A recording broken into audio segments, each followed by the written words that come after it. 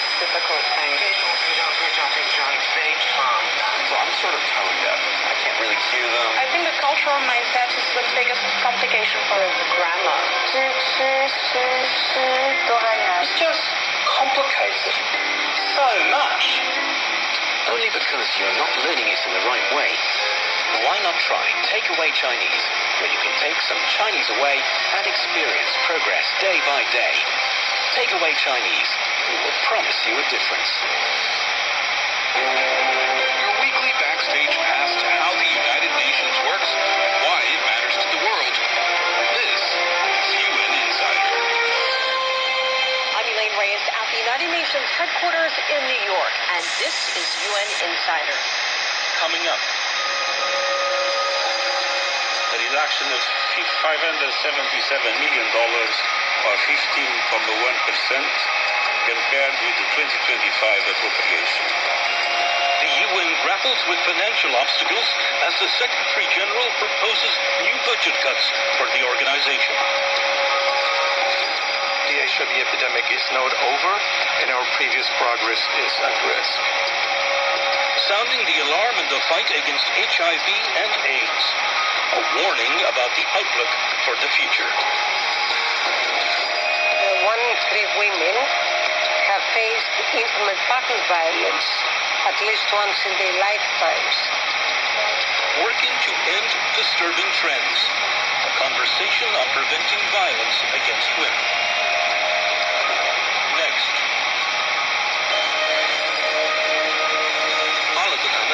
The Palestinian question lies at the heart of the Middle East issue. It is a matter of international fairness and justice. It has a bearing on the situation in the region. The Palestinian question is also a test of the effectiveness of the global governance system. Under the current circumstances, the international community should further build consensus and take more proactive actions to restore regional peace. The Palestinian question and affairs in the Middle East topped the agenda in the General Assembly this week. China's deputy permanent representative was among those calling for decisive action to uphold the rights of the Palestinian people. Shudija is monitoring developments inside the UN and has more on our top story. Dija. Yes, Elaine. It's already December, and it's been a relatively quiet week here at UN headquarters.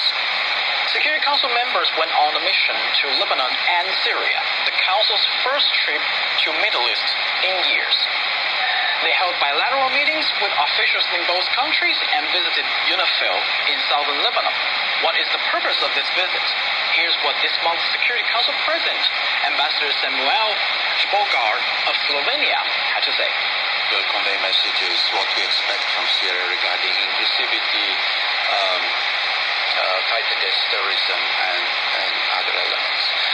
In Lebanon, it's a different challenge because on one side you have violation of the ceasefire, but also you have one promise of the ceasefire is that it's only state apparatus that will carry arms.